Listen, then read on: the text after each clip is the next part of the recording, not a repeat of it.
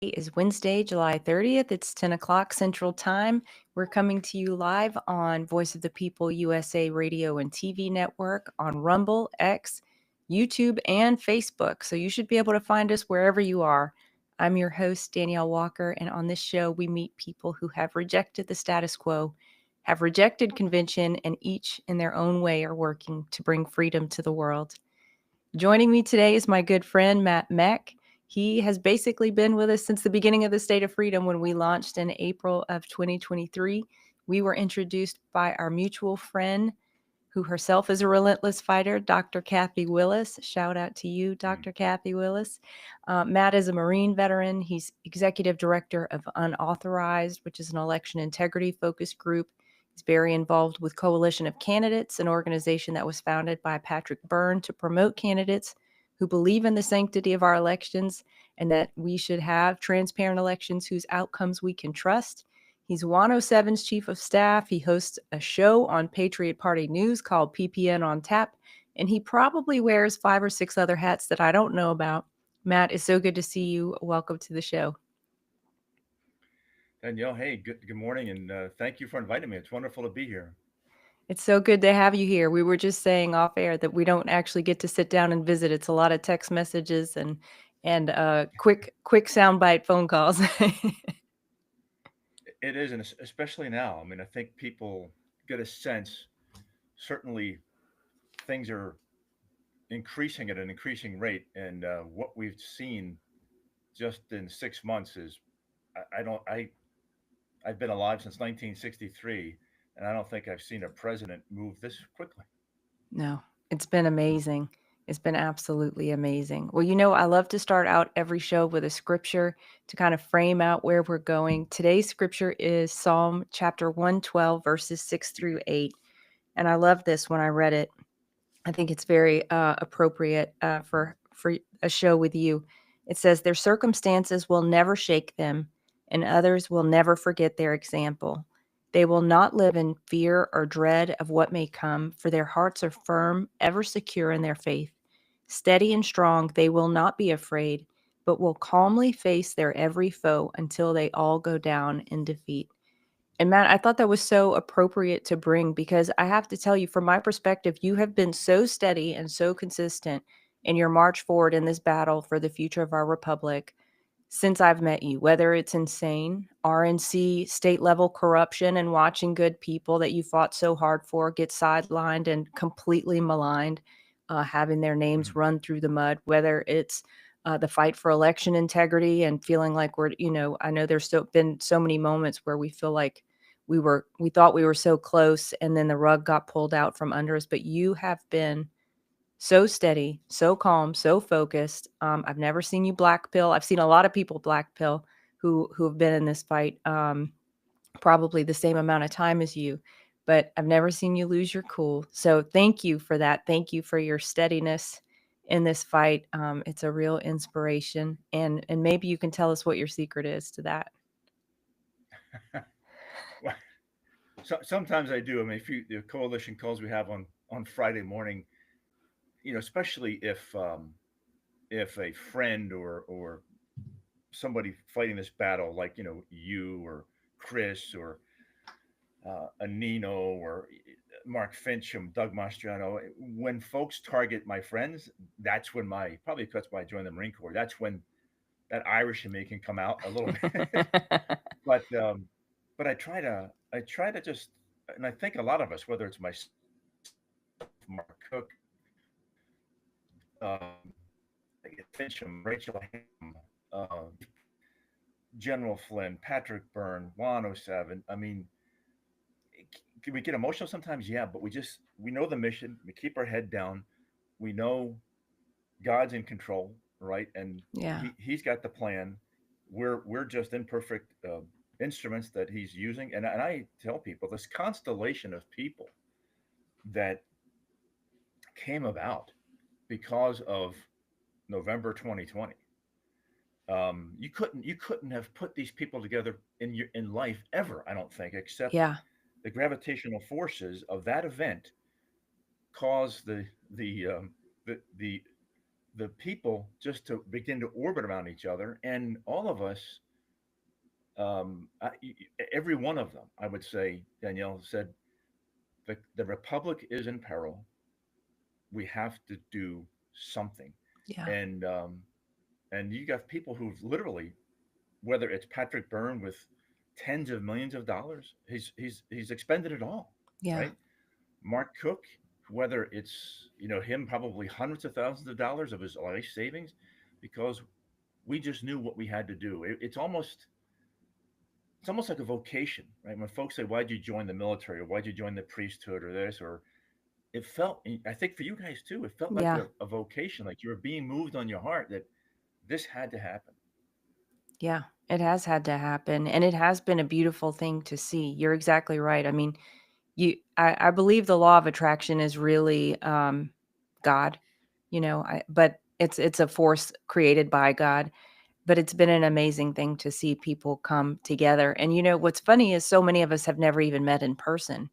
There's so many people that I talk to on a weekly basis that I feel, you know, like we've been in the trenches together, and I've never ever met them in person. So hopefully that will change soon. But until then, I hope so. I'm going to including speak to you for the you. first time and yes, in January, and because they've only either heard my voice on a Friday call or seen me sitting down, and they go, "Wow, you're taller than I thought you were." I always get you're shorter than I thought you were, so it's okay. Hey, it's and that's why God makes us in all in various ways, and it all comes together for a wonderful picture. It does. It does. Let's go back in time. So you mentioned 2020 as kind of the seminal event. It was for so many of us. Is that I mean, as much as I feel like I know you pretty well by now, I don't really think I have the genesis story of how you got involved in this movement, how long you've been focused on this, and how it all came together.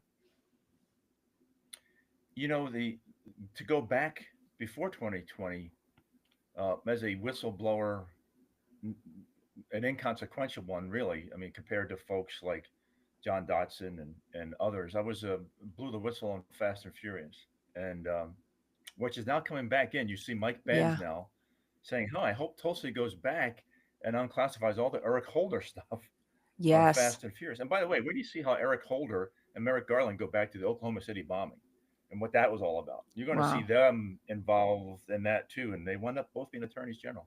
Hmm. Interesting. It is Um, interesting. but it was that, and knowing the evil in our government. I think I was twice or three times on Alex Jones's show talking about Fast and Furious, and I remember testifying in front of House Oversight. Did it remotely, and then to From your perspective in the military, or were you in a different perch at that point? I was already out, but I had been asked to do certain things that when I realized it wasn't to find the truth, but it was to contain Mm. information, and then I began to speak out and wrote for the Hill, testified again, to House Oversight. I got showing Juan. I got an email from Trey Gowdy back in the day that said, "Send me everything you have on Fast and Furious." That was Wow. Chaffetz was the chairman. Gowdy was, I think, the number two guy there. And then a lot of kudos to Senator Grassley and Jason Foster, who was his chief investigator, and spent hours with them because one, I still to this day, the mother of Brian Terry, Josephine Terry, she needs answers, right? Brian Terry was the Bortec agent who was murdered, in my opinion, by our own government because he was uncovering the truth, what was Wow. going on. So my point is, back then, and I was telling this, I told this to several of them. I said, "This is to the folks in government." I said, "This one thing is one head of a many-headed hydra, right? And Yeah. there's something bad in the government." And then folks who I had been talking to, once 2020 came, they go, "Wow, how did you know?" I said, "Well, I didn't know this would happen." But Yeah. then when I saw that, and being in the military and the job I did was flying Prowlers, EA-6B Prowlers. We jam radars, jam communications, information warfare, electronic warfare. Being in the intelligence world, because of that, to a certain extent, you could see I knew we did those things, election manipulation, on behalf of the U.S. to other countries, and then a lot of us in the military, uh, who have been retired, and I think Flynn saw it like that. We saw this turn on us. This thing we created, Wow. the monster, turned on us. So how I really got involved, though, is some of the folks who had handled, not the right word, but had coordinated with me, or coordinated me on Fast and Furious, had been fairly quiet, and they told me, you know, you're going to go down to the Venetian Hotel, which was here, and you're going to meet, you're going to go see 107, and you're going to show him a contact in your phone. And I have this contact, and you're going to show him that contact. He will show you he has the exact same contact, and you'll know you can trust him. So, because prior to that, I'd only heard him like on Ann Vandersteel's show, Yeah. reading from his book, Kid by the Side of the Road. I didn't know who the hell 107 was. I had no clue. So that night, we had a bond, but he literally, I'm not exaggerating, Danielle. That night, he talked to myself, and I think there might have been a couple others in the room, Jim Marchant, maybe several others. But he kind of laid what we just lived these last 4.5 years. He almost laid out, this is what's going to happen, right? Wow. This And when the was time this? frames are. This was November 2020. This was the Okay. Sunday after the Tuesday election of 2020, Okay. and then from that point on, we were in each other's orbit, and he'd been like became like a big brother to me. That's why I looked up at him, and then became his chief of staff. But February of 2021, we had they called it the first Digital Continental Congress in Vegas. Yeah. Then we literally, it started with a call I had with Fincham, Mark Fincham, and Jim Marchant were running for secretaries of state of Nevada and Arizona. And I said, hey, you were both in the same fight, doing the same thing. Perhaps you guys should meet. So Fincham had thought, hey, yeah, how about maybe, like Havasu, it's kind of halfway. And he said, oh, by the way, I've got this number. Somebody called me from a Christina Caramo. And I said, so I reached out to her. So she came. And then Jim knew Rachel Ham. And we had Doug Mastriano and Jody Hines. And all of a sudden, one May we organized this first Secretaries of State Summit. It was 1 May of 2021 at the Trump Hotel in Vegas. And that's where we kind of really started, really from a Secretaries of State perspective, and Doug Mastriano involved because he was running for governor. Yeah. And in Pennsylvania and some other states, the governor appoints Secretary of State. I don't think that's a good model, by the way. I think No. Secretary of State needs to be an independent constitutional officer. 100%. Um, yeah, because the politics gets involved, right? If you work for somebody as something as Yep. important as Secretary of State. But so that then a month later we met at we all met together in Phil Waldron's place in Dripping Springs, Texas, and we had a 2-day event, and then we started crafting out like a strategy what we should do. Then we started these Friday phone calls with everybody, and then started getting more and more. Now they go from Hawaii to Massachusetts and Alaska to Texas. I mean, that's how eclectic and along the way we've had. Doesn't matter if you were Jewish, black, white, gay, straight. It didn't matter.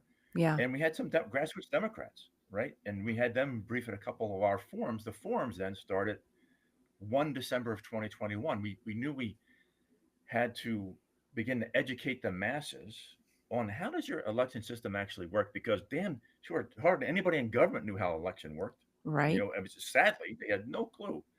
And for the audience here, remember, when it's not just the machines, it's not just the tabulation part, it's the voter registration part, It's the voter validation part when you come in and you check in to vote. It's the Yeah. tabulation, and it's the reporting. It's kind of four different aspects that is the entire ecosystem. So 1 December 2021 in Reno, we had our first forum. And then we just went all over the country, and we've had over 50 of them. We just had a one out here on 5 July, um, which, Bannon had zoomed in. We had three secretaries of state call in and thank the grassroots. That was Chuck Gray out of Wyoming, Denny Hoskins out of Missouri, and Chris Warner out of West Virginia. And they said, it's you all, the grassroots. You all helped us get to here. You all helped us to get the advances we have gotten. Is it perfect? No. We got to do more? Yes. But you all, and then Chris Warner had an interesting comment. He said, I went to a Republican women's group he's in West Virginia, and all of them were talking about hand counting. Hmm. He goes, 4.5 years ago, that was a minority position. Now it's the main position because of you all. You all have pushed this up from the bottom up. So anyway, that's how it kind of progressed. It's just grown and grown and grown. And I'd say now what we're seeing is that we've educated the masses, helped to not only, and you've got other great people like Professor Franks, you've got Professor Clements, Yeah. Sean Smith, Draza Smith. I mean, you've got great people doing amazing things. But what we began to do is just educate and inform at this level. And now, thank God, what you're seeing is that which we've put out. And this the group we have, this very eclectic group. Back in April, we had put out a proposed follow-on election executive order. It's 17 pages. I wonder how that happened. That was manipulation a little bit to get Providential it to or 17 pages, but it is all encompassing, and it's been up into DOJ and other folks in government. And I'm just using their words, and it wasn't my document. Believe me, it was election judges and folks who've studied this stuff, and secretaries of state's inputs, lawyers' inputs, Garland Favorito's folks out of Voter GA. And it's a very great document. I mean, I have to say. And then what we're hearing back is that, wow, this is yeoman's work. This is 85% of the template for what needs to happen going forward. And so now we seem to be in alignment from the top down and from the bottom up. We're both pushing and advocating for the same things, and hopefully we see those things meet here. I hope we do. Where, if people are interested in looking at the document, is it housed on is it maybe on Mark's website? Mark Scudder on handcountroadshow.org. Okay. It is there, and I'll send you. I think I sent you a copy back in April, but I'll send I'm you. sure. I think Yeah. I sent it to you and Chris, but I'll send you another copy of it. Bannon's Doc. got it. Matter of fact, on the 5th of July, Bannon said, send this to me. And I was talking on the mic, he remote, and I said, sir, I sent it to you before. I'll send it to you again. And he said, I'm sending this right to Trump right away. So Well, wonderful. Do you have any insight into what's coming down the pike? I mean, we know Tulsi, and I believe Kristi Noem were tasked with having their teams dig into the validity and the hackability, I guess, of the machines through Trump's early executive orders. There's rumblings that other executive orders are probably in the works behind the scenes. Some that we can expect before the midterms. Any thoughts on that? yes, I mean, I don't know anything 100%. Yeah, Just what I'm kind of relayed is I from several different sources, and on our show, the On Tap with PPN, we had Patrick Byrne and Martine Rodil on last Thursday. Martine had briefed us in January back in DC. Um, he has been briefing Tulsi and Elon and folks in DOJ, Ed Martin and others. And he said, wait, wait. He said it. General Flynn has said it, and others have said it. Wait till you see what's revealed about what happened in 2020. It's going to show. It's going to be much worse than what you already seeing from Tulsi releasing on 2016, 2017. So I the message I'm getting relayed is that going forward for federal elections, at least for federal elections, um, no machines, no machines, hand count, paper ballot, precinct level, and that document will that I talked to you about that follow on proposed executive order highlights that. And it's interesting. Martin said on the show on Thursday, after he had briefed Elon in his home, he was walking out of the into the garage through the garage door, and Martin goes, "Surprise! There's a Tesla in Elon's garage." And Elon having been briefed, and he's briefed these folks who were first order involved, Yeah. and why and it's no surprise that Marco said Maduro is not the president of Venezuela. The government's Right. not there because that cartel, the Los Soles, that's the generals that they wear stars on their epaulets. Patrick's talked about this, and they're intricately involved, and it's all going to go. You're going to see Venezuela, you're going to see Cuban intelligence, you're going to see Serbia, you're going to see CCP, Ministry of State Security involved, Iran, Wow. and but Elon said he goes basically highlighting why we could never have computers running elections again. He said the computer in that car could manipulate a U.S. election. The computer in a Tesla is powerful enough; it could manipulate a U.S. election. So the right folks understand it, Hmm. but I think the audience not to be. It's not all rainbows and unicorns, in that Tulsi kind of highlighted this at the Turning Point um, event that she briefed at, where she, just what a week or two ago, Yeah. where she said, "We're fighting.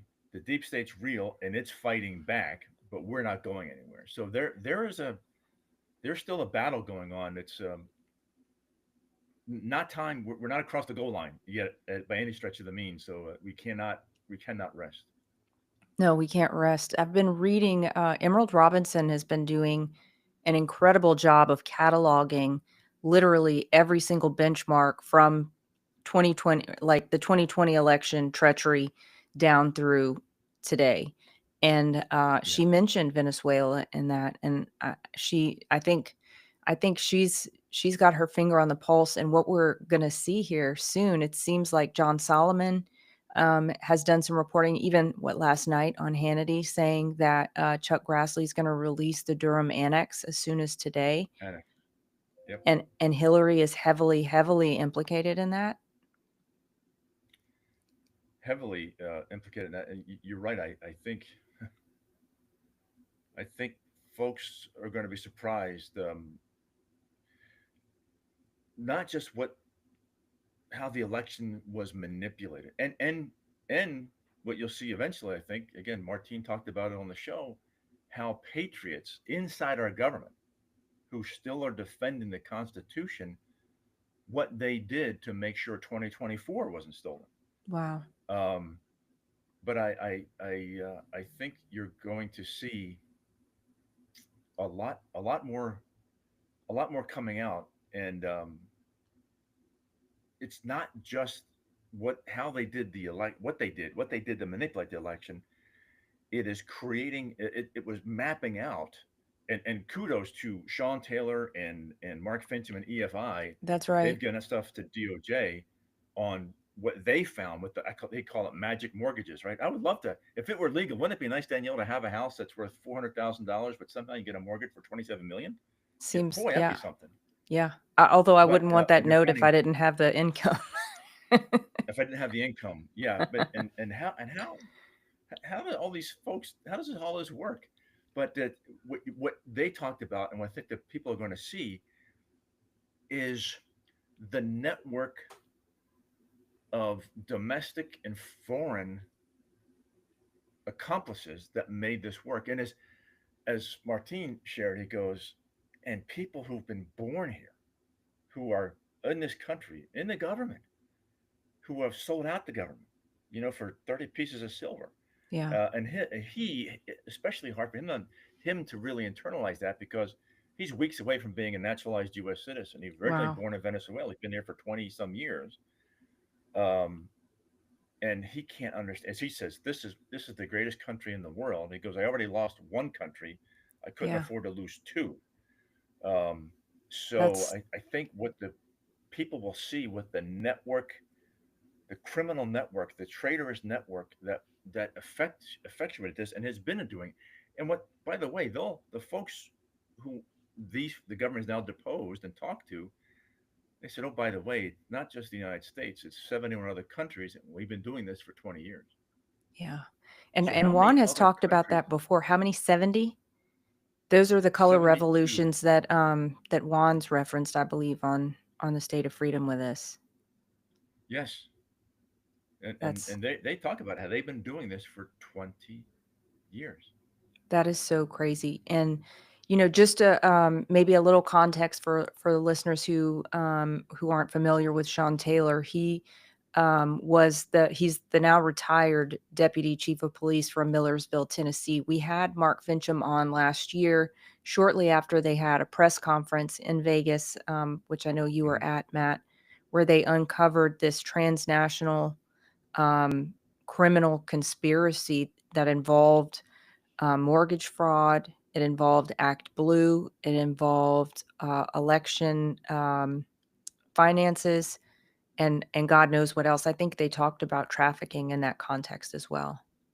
Yeah, yeah, it was yes, all it's sick, and but you see how they finance their evil ways, and isn't it amazing how with USAID being cut off, boy, the Media Matters and the DNC are all suffering now. Yeah, You got to think that how much of our tax dollars were being funneled to groups like that to destroy us from within. yeah, it's absolutely sick. It's absolutely sick.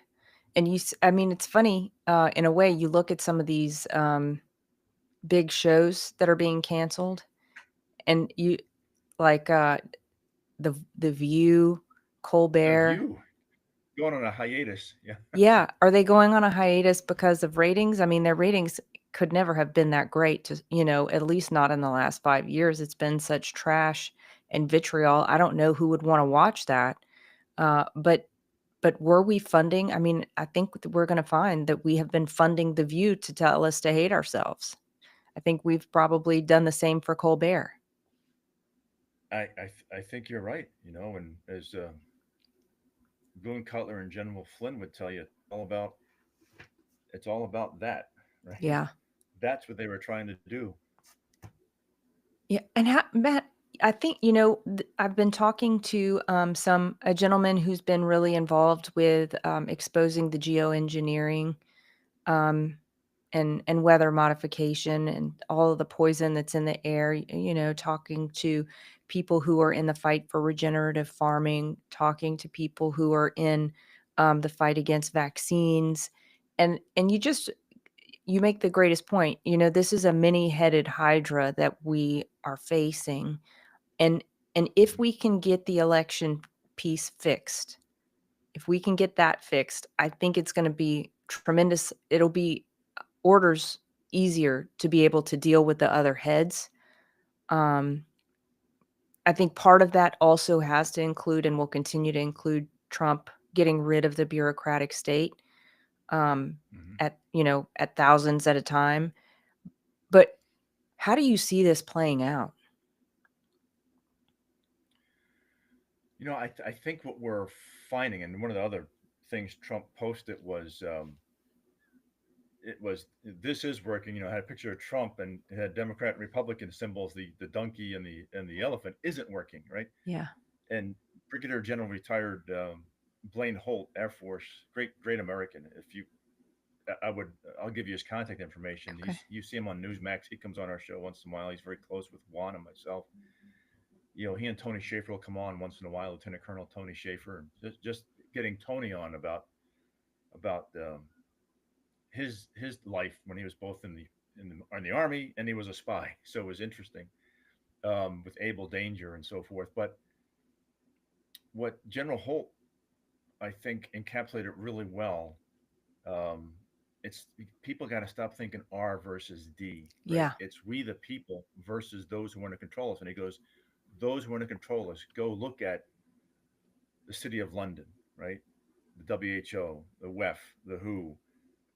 That's what this really is about. Don't be um, don't be 5GW'd into thinking Republicans solve your problem. It's Yeah. when it gets down to it, people maybe run as Republican because they have been less infiltrated, less corrupted in some capacity. But don't think the RNC, but the Republican Party as a whole hasn't been. I mean, look at some of these people. Right. So And look at their that's what I votes. think the American people are seeing. It's much bigger than a two-party spat. It is we've been controlled, and now we're seeing the lines from the puppet master. We're beginning to see where those lines go to. What do you have to say about people who um, seem to be willfully unawake and people who seem to kind of just be happy to be controlled? Hmm. I think that's human nature. I mean, look back at the Revolutionary War, right? I mean, a third of the people were for it, a third were for the Tories, a third were like, I go either way. Yeah. I think that's just the history of humanity, right? It Yeah. is it is You even think small back group. to, sorry, I was go gonna say a ahead. small group wakes up, and that group can have huge asymmetric effect for good, or if too many of us are asleep, evil can pop in there. Yeah. I was even thinking, as you said, it's kind of the history of human nature back to the Exodus from Egypt for the Israelites. If you look, historical accounts say that only 20% left and 80% were happy to stay in slavery. They chose to stay in slavery rather than leave. Which I can't understand. I mean, I forget who said it, but I'm going to paraphrase it. I'll prefer the messy chaos of freedom to the supposed security and comfort of slavery. Yeah. One thing we talked about with Boone when he came on the State of Freedom a while back is probably last month. Do you think people are going to be able to handle the kind of freedom that this nation was birthed to have? You think about ending the Fed, you think about ending the IRS, like we were talking about, ending just government overreach in every aspect of life. Are people going to even know how to live with that kind of freedom? On their own, no. Bringing God back into the equation, Yeah. yes. Because remember, even remember John Adam and Adam Smith, The Wealth of Nations, also 1776. Look at and then John Adams is that our and it wasn't capitalism that was just called free markets. That was Adam Smith. It doesn't work without a moral people, right? Yeah. John Adams, this system of government does not work without a moral people. So maybe it's time to bring God back into schools. Maybe Yeah. it's bring God back in our life. Maybe it's bring God back to the in the words of Gale Sayers, the great running back for the Chicago Bears. I'm reading this book in third grade called I Am Third. He said, God's first, my family second, and I'm third. Hmm. And I think perhaps simultaneously having that realignment of the American population, realizing that there is a greater power that we serve, then I think we're okay. But if we just leave it to the devices of mere men and women, we'll go right back to where we've been. Yeah. No, that's an amazing point. And we've heard kind of throughout this last 5 years, people talk about the fact that when you are faced with true evil, even atheists have to understand that God is real in the face of true evil. And it's a very interesting concept because there's a lot of people who didn't need to see like the depths of evil to understand that God is real, to have that in their heart, the willingness to believe that they're not the number one of the universe, that God is higher and better and benevolent and loves us. Um, but maybe this is the road that we're on. And you think about some of the things that are probably going to be uncovered even in the coming weeks and days with Hillary's whatever her involvement was. I love that we're getting the details behind what we pretty much have known was true, because it shows the depth of the treachery. Yes, and it's interesting. I think going back to God for a second, sometimes God leads us to our own devices Yeah. and said, okay, I'll let you experience utter chaos and evil and what we saw with the Biden administration. I'll let you experience that. And I think it had to, people then woke up.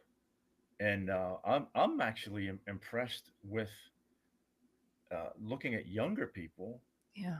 for some reason, especially young males. I don't know why females not as much, but young males who are um, I don't even call it conservatism, but going back to common sense, right? And Mhm. they're not buying into this thing hook, line, and sinker. And I think they realize they're not following a religion per se. They're just getting a relationship with Christ because Christ didn't start a religion. I Right. mean, humans start a religion. That was a God. He was trying to show you here's how to have a relationship with me, Yeah. and it's pretty freaking easy. I'm doing the hard part. Yours is pretty simple.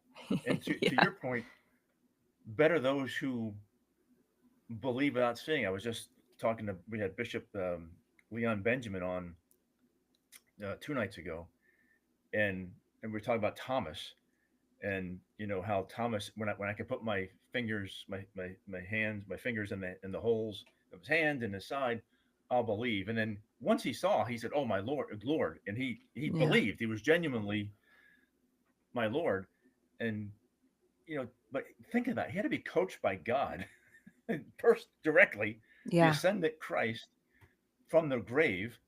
And then what did Christ say? You've believed because you saw, but better those who believe who didn't see. Yeah. And I think to your point, this group that's assembled, um, I think it was driven by this by and large, most of us with a belief in God, and that Yeah. let's and not that we're if you listen to people pray and we do our Friday calls and so forth, they're asking God, have us do what you want us to do, not do what you don't want us to do, and have us not implement our will, but hopefully we're implementing your will. Yeah. That's beautiful. And I've had a thought experiment these last couple weeks as something's just been tinkering around in my mind. If you think about your relationship with Jesus, when Jesus came to restore our relationship with God, humanity's relationship with God, it had gotten governmental in a way. It had gotten politicized, right? You had to go through the priest to get to God. You had to go through a sacrifice every year to get to God and to get right with God. And if you think about what Christ did on the cross and his resurrection, what he did was he decentralized religion again. He decentralized the relationship with God again. And I think that's a Mhm. model. I watch I don't know, do you follow Jack Cruz on Twitter at all? He's a No. former neurosurgeon. Anyway, you would like some of his stuff. He's pretty salty and he's kind of out there. He's living in exile in El Salvador right now. But one thing that he believes in is like radical decentralization. And I think the relationship that Jesus um, provided, the reconciliation that he provided, so that we can each individually have our own devolved relationship with Jesus that doesn't require any middleman, is the same that we're supposed to have in government. It's the same we're supposed to have in medicine. It's the same we're supposed to have in finances. Like the relationship with Jesus as a decentralized model is the model. At least this is what my thought experiment is leading me to believe, for a free society. I agree. Look at the Old Testament. I mean, the Jewish people, they were jealous that other countries had a king and they didn't have a king. And Christ, God is telling the prophet Samuel they don't need a king, Yeah. but they wanted a king. So okay, I'll give you what you want. And I think you're right. I mean, if you if you are in alignment with God, then a governmental system, really, if you're in alignment with God completely, the kingdom has come, right? Yeah. You're implementing His kingdom principles, and it's only because we're not that then we form, and the founders talked about this, forming a government to protect those natural rights that God gave us. Because when we're left our own devices, sometimes we devolve into. I mean, I saw it when I was overseas. I'm looking down, flying over Croatia and Serbia, and you're like, my God, these people, they're left our own devices. We go off, we go off the rails, and God's every once in a while got to come back in and no, no, no, stay here. And I think, like Mike Lindell talks about it, I think God, those of us who wanted answers to our prayers in November 2020, we got them. Maybe not the answer we wanted. It's like when your Yeah. parents, you want this thing, you don't get it, but you learn a better lesson from your mom and dad, how they actually effectuated that what you wanted.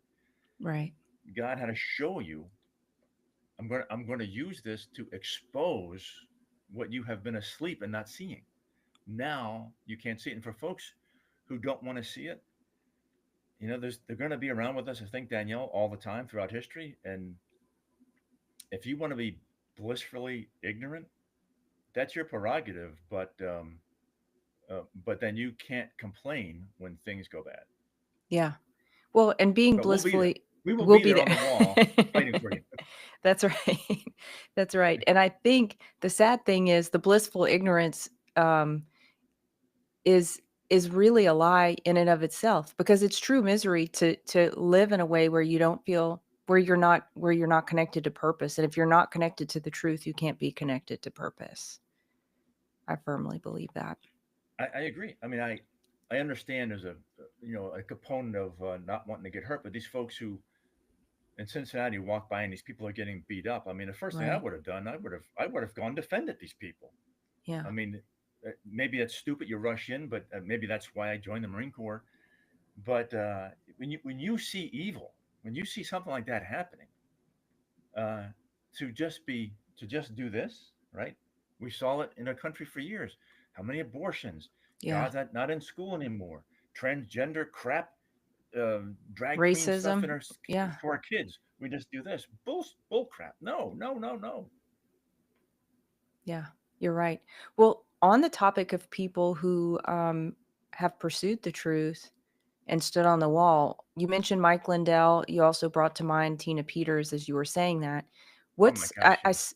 I saw Mike at least didn't have to pay the 5 million. I'm sure he's still in other litigation. What's going on with him? With Mike, I know my pillow certainly under still constant attack, and the Yeah, AG up in Minnesota fighting the Lindell Recovery Network, which is, I mean, because it's a Christian based way to help people get off of drugs and right. alcohol. If Yeah, anyone would know how to do that, it's friends of mine who are former alcoholics or talking to Mike, former addict. People, they won't listen to you or me, who haven't been through the lows of being addicted to that stuff. right. But somebody who hasn't gotten through, somebody who's now in that current state, they'll listen because okay, you know what it's like. You Yeah. know this pain. So I know the part of that ruling that he had that didn't go his way in Colorado is being appealed, and I think Mike is going to be vindicated on things he's been championing. Is going to show in a large part. It's going to come to fruition that he was right. A lot of us were right, and Mike has been that more public uh, squire in the village talking about this, right, and Yeah. letting us all know and keeping it in the national consciousness. We've been doing it in a different way, going around, and Mark does it. Hell, Mark's just been in Colorado for 30 days. By the way, keep him in your prayers. He survived. He almost got killed What last week. happened? His Jeep, he was I think in the Denver area, is waiting to go to UPS, drop off a couple packages in his Jeep at a stoplight, and long story short, but a a Dodge 2500 hit a Dodge 1500, which smacked into his Jeep, Oh gosh. smashed it up. His laptop got destroyed and everything else, but he's lucky he survived. It's like the Jeep collapsed like it was supposed to, so it dissipated a lot of the energy. But boy, but just his the way he's wired, they wanted him to go to the doctors and get extra. Nope, I have to get back to California. I'm doing a presentation, so out of Denver into Phoenix, back to California. So, but my point is, we're all doing it in different ways, but we've kept it up. Patrick Byrne, I mean, I think near $80 million of his money. I mean, he's just burned through Wow. to help us. And you saw domestically a lot of what they did with the America Project, and that's how they helped us a lot with these forums. No questions asked. They'd fund us. Didn't dictate the topics or the speakers. They just said, "Go here, go do good, go educate." Yeah. But what we didn't see, and now you're seeing it, is what was called Tap Global, and what they were doing in Venezuela, in Brazil, in parts of Europe, and mapping out and tracking down this network that not only was part of the manipulation of the 2020 election, but how it connected back into here through capital, how it was funded. And you're going to see, I think, this merging of what Fincham and those guys are doing with these folks, how all that was funded, and who domestically was doing this as well. And as General Flynn said it at the forum at the event he was just at with Lara Logan and Jack Posobiec and Boone in D.C. Last week. Where do you see 2020? Wait, you think this is bad? Wait do you see what's going to show up here about 2020? And the information that's still coming out now, the disclosure, like this Grassley release of the Durham annex, that's all Crossfire, Hurricane, Russiagate. That's not any. I mean, that's not. We haven't gotten to the lead up to 2020 yet in terms of D-class. Is that right?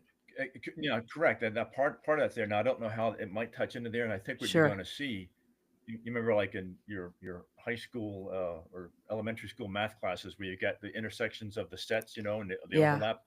Are you going to see where these circles kind of overlap? I think you're going to see where all this overlap is occurring because this was quite sophisticated. This was very wide and deep. This just wasn't somebody with a harebrained idea at the last minute had to do something. This has been going on for a while. Think about it. The folks who were involved in the 2020 cheat talk about we've been doing this for 20 years Yeah. in 72 countries. Think about this, Danielle.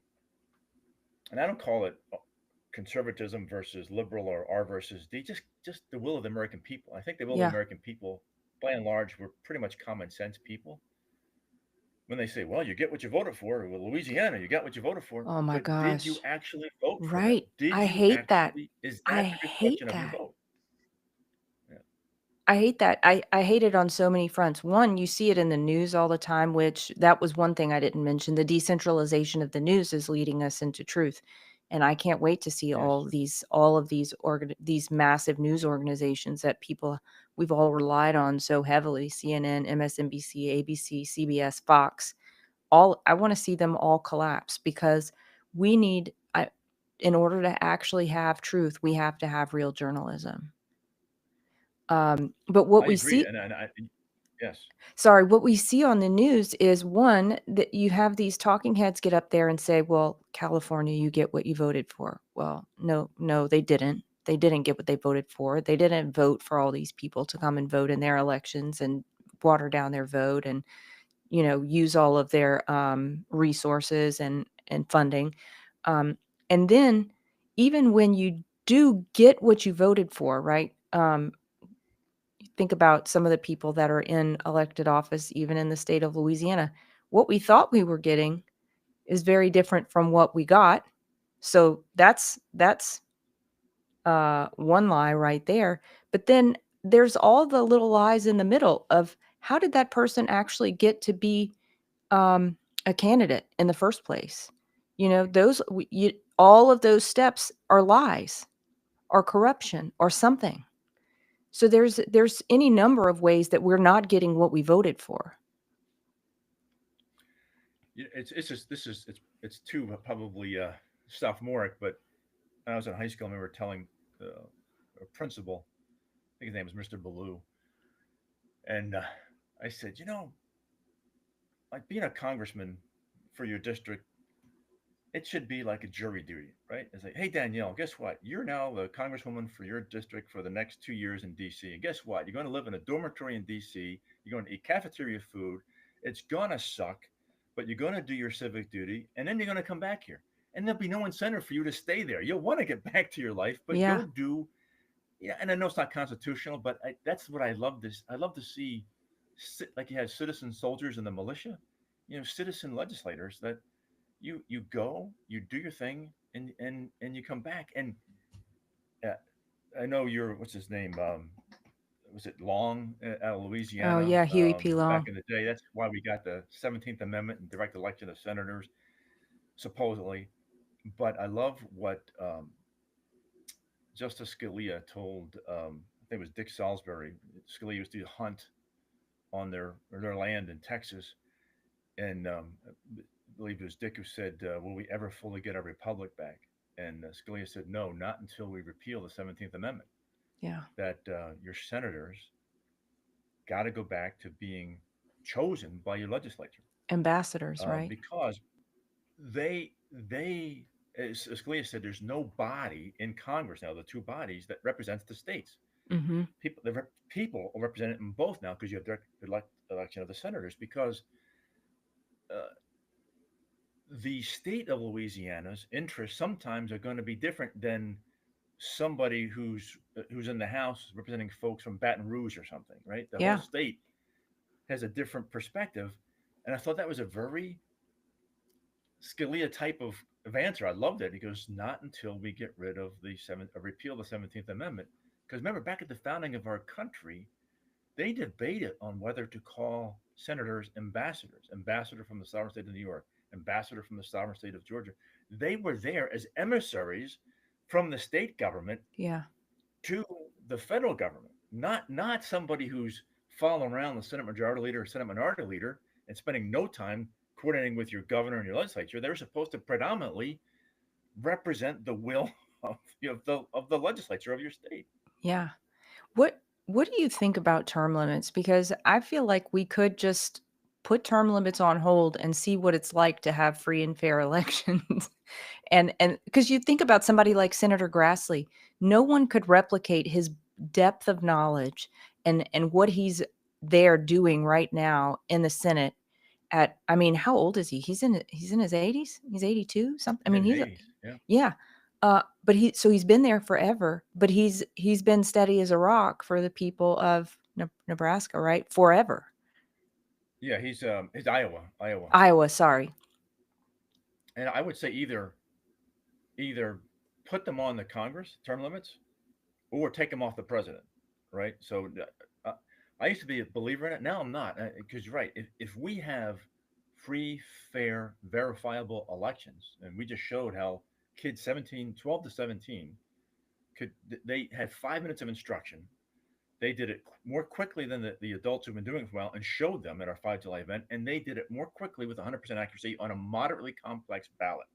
Hmm. And they were like, this is easy. What the hell's the problem with this? Why, Yeah. they're not even voted yet. And this is how we should do it, right? So, yes. And Patrick said this because I think if we have a free, fair, verifiable election, we're going to see that we're not as screwed up as we think we are with elected officials. Yeah. Yeah. And what do you think about some kind of campaign finance reform has to happen at some level, I think. I don't know. I mean, maybe just getting the elections cleaned up is one thing, but our legislature voted for itself to be able to have campaign donations from even foreign adversaries this year. So I don't think having that kind of money come into elections is part of a transparent and free and fair system. I happen to believe that only our representatives, if you are running for office in like a district, only people in that district should be able to give money into that election cycle. Now, right now, in an unfair system, I think it's okay to have money coming from other places because you got to help some people out where Yes. they have an unfair advantage already with these super PACs. But in terms of actual free and fair elections, why should money come in from even another state to my local election? I'm favorable to your position, and I think it's Oregon, although they don't follow it. They've passed legislation like this in the 1990s that they just Really? blew off. That you have to have, I don't think it was 100%, but a like 90% or something has to come from within inside the state. It can't even come from outside of Oregon. And I think deep critical thinking people. I mean, this is not something that you solve with an emotional like this is the answer. Right. Think about it. Think about first, second, third order effects. But something needs to be done because you're right. I mean, look at hell. You're going to see China, the CCP getting money into the elections. You're going to see a lot of chicanery going on. And again, I wish to God we could just say, hey, you had jury duty. Now you're a congressman, or now you're a Right. senator. It's not going to work that way, but that would make it like the lottery system, like where you get for the draft. When we used to have a draft. Hey, guess Yeah. what? Your number's up. You're going. Yeah. And it needs to suck. DC needs. I love what Charlie Kirk said. Senator Thune, you want these people to do their job? Turn the damn air conditioner off, and Yeah. be in a sweat box in there. And he goes, we didn't have air conditioning in the 1790s, 1800s. We wrote the Declaration of Independence in Philadelphia in the summertime. Believe me, Philly is very swampy, Yeah. muggy in July. He goes, you want them to get them to really suffer, not in a bad way, but just your Moderate toes are suffering. sticking. Yeah. They will vote to get stuff done, and I think it's time. I think it's time to do out of the box thinking things, not illegal things, not crass things, but it needs we need to recalibrate. Yeah. Yeah, I agree with that. I also think that corporate money needs to get out of elections because corporations are not they're not representative of corporations, they're representative of people. And if enough people in that district are served well by that company, it seems like they would vote in the interest of the company. So I don't think that corporate money should be in our elections either. But Yeah, I mean, and I think the battle we're in right now, purely political, presuming we have free, fair, verifiable elections going forward, is we have to get our act together because populism is on the rise. yeah. There's populism on the left, and there's populism on the right, and you get the gentlemen who have been the DNC candidates now for mayor in Oh Minneapolis, gosh. Yeah. mayor in New York. Do you want that, or do you want the side that I'm more favorable to is the side that we see Trump on is that the working people. I don't care what party you are, and I care the melanin in your skin. They had it, and if they're not fully represented and their interest addressed because they've been screwed for so long. Yeah. We're gonna have a tectonic shift here, and we'll see what happens in New York and Minneapolis. We will. Do you think have you put any thought into this? When the IRS is officially shifted into the ERS, does that dissolve all, nonprofit organizations? Because the only thing I mean, the only differentiating factor is that they're not paying taxes as an organization. If we get rid of that, that would just be a magnificent thing. I mean, I don't even believe they're constitutional organizations.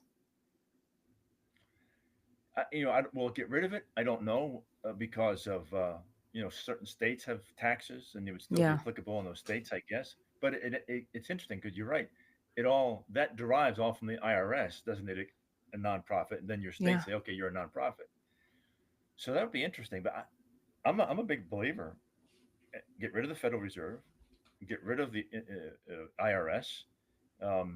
We and Bannon showed this on a show. You go back to the great movie John Adams, where um, it came out. I think it came out in the late 1990s. I think great movie. I think it Okay. was on HBO. And you see at the beginning of our country this battle between Hamilton and Jefferson about a central bank and assuming debt. And Washington really didn't want to do it, but he had a very special place in his heart for Hamilton, um, for what Hamilton did, rightly so, in the Revolutionary War, and he went with it. He went with that central bank. Uh, Jefferson got rid of it. It came back in again. Jackson got rid of it.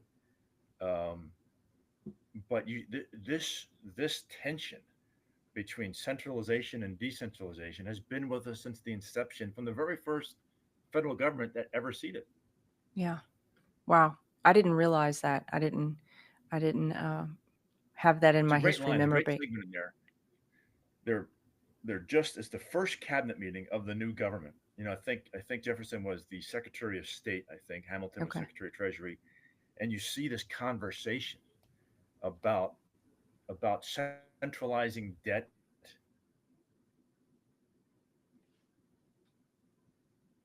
points. But Jeff, I think it's this balance, and I think we got it right from when Jackson got rid of the central bank to 1913.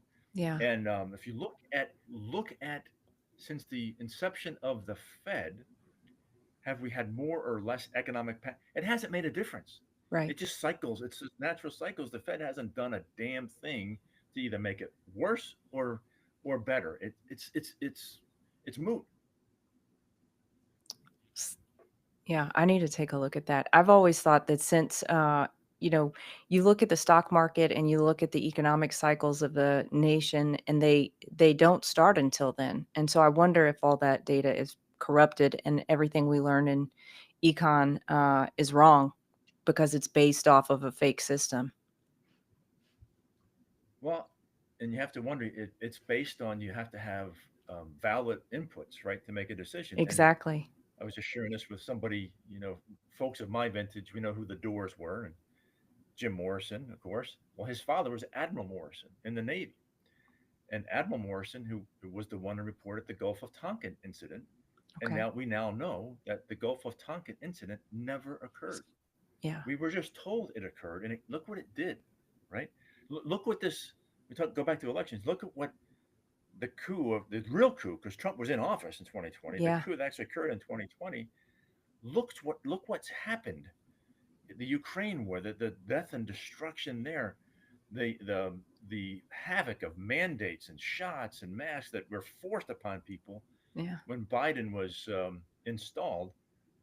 Um, these things have consequences, Yeah. and look how many lives have been destroyed, Yeah. lost. Exactly.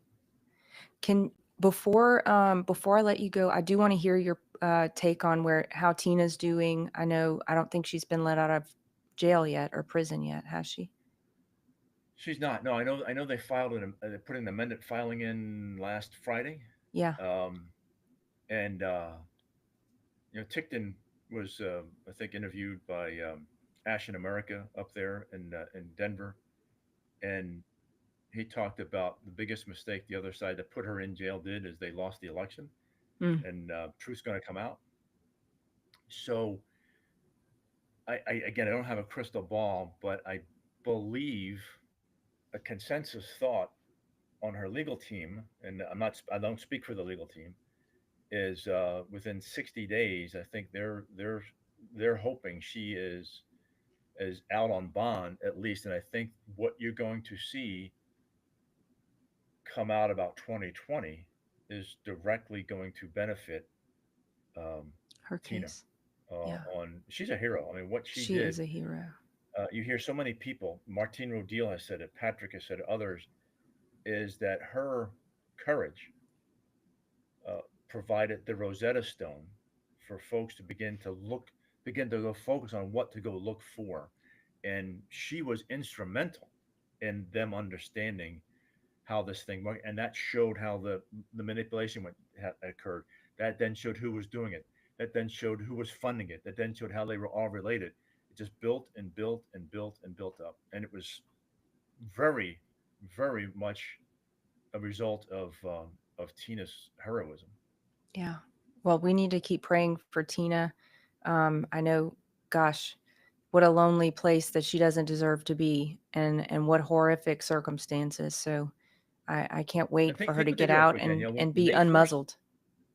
when they first arrested her, her her her father died while she was in prison. Right when they first arrested her, then they go and they convince her husband, who was in an assisted care facility for dementia, I believe, in Yeah, Arkansas, to divorce her, to then cut her off from VA benefits, right? And he said to her, I think I did something wrong. First of all, how is that even legal to have someone with dementia sign a document? it's not. And uh, and and her mother's still alive, and her mother, a nice note to Joe Hoft when Joe did a story, and she goes, "Thank you, thank you, thank you. Tina is my daughter." So Gosh.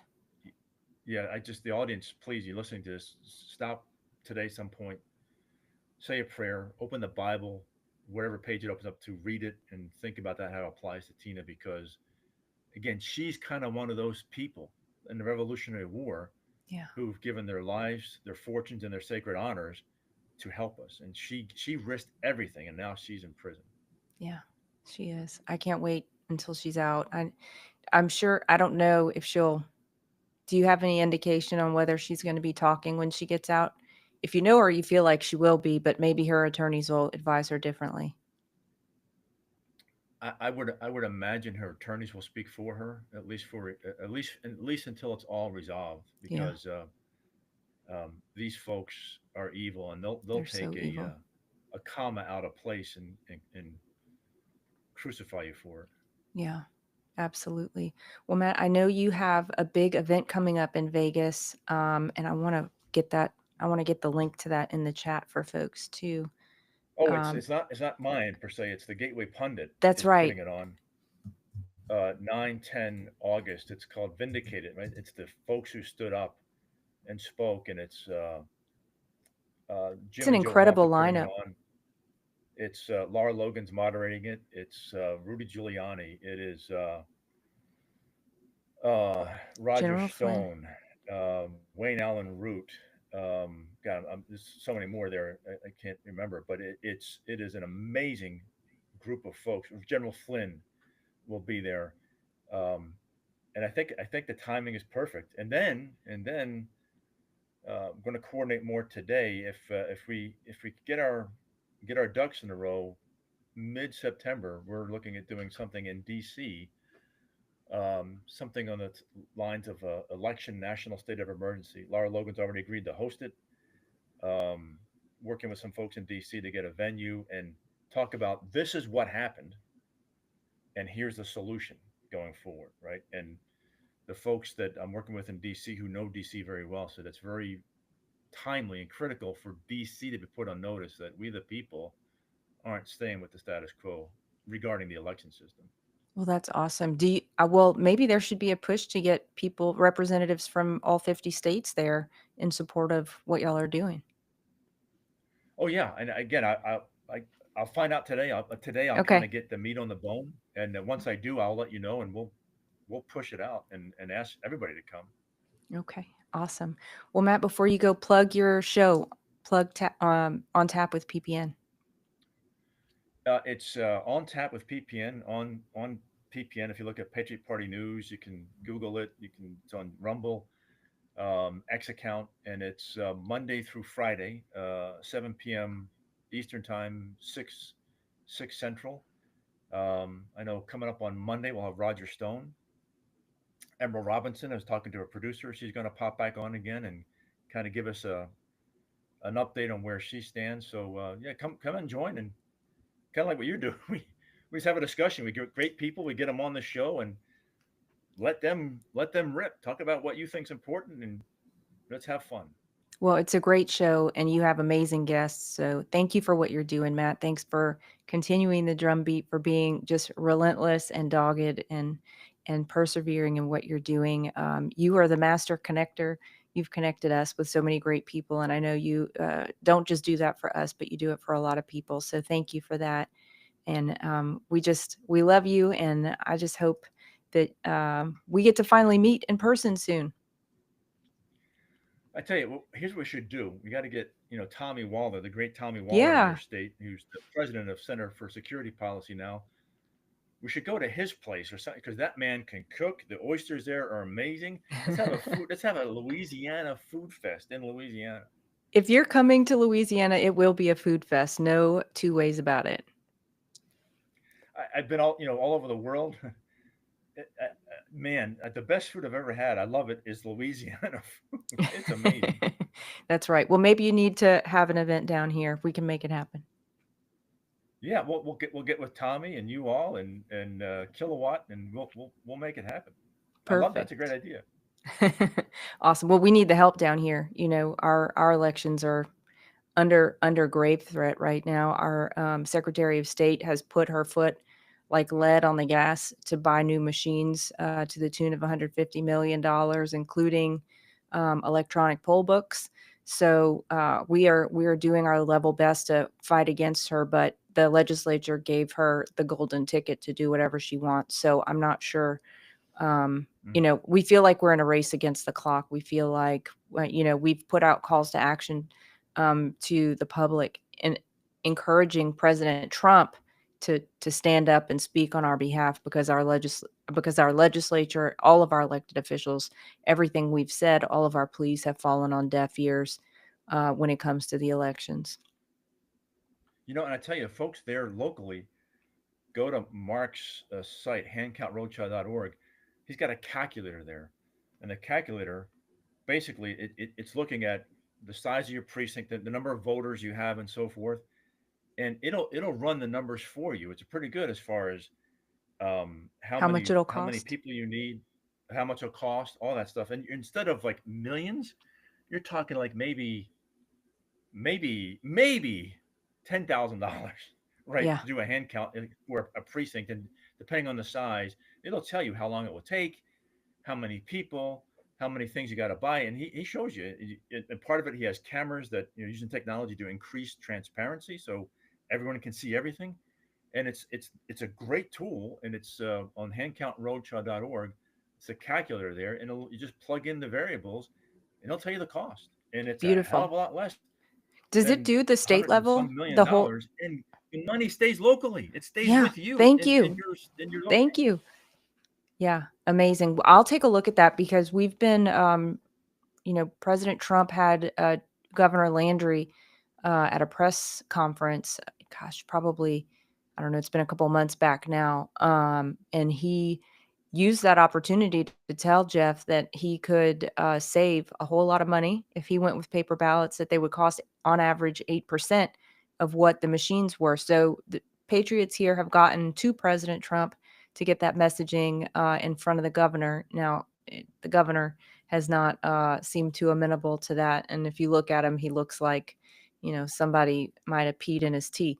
But when he got that message, he didn't appreciate it. But we won't stop the drumbeat of it. But it would be amazing to know a real number to put in Secretary of State Landry's It's face. right there. You take a look at it, and it is pretty dang good, and it's based on experience and folks. The 31 May event that Hava Loudon, Laura Shar, Beth Beazle, and I think his name is Kenner Keith Weibel put on, um, and then what we did out here. But go to that site, look at the calculator. You put in the variables, and it tells you, and it's pretty damn cheap, and it shows you the Awesome. time period, how based on those numbers, how quickly you get it. If you want to get the count done faster, you add another one or two people, and it shows you the number of people you need, the time it will take, and the dollars involved, and the equipment you need. Awesome. Well, a big thanks to Mark as well. I know he's Yes. on the trail and he's another relentless one. So give him our love as well. And thank you for everything, Matt. God bless you, man. Will do, Daniel. Thank you so much.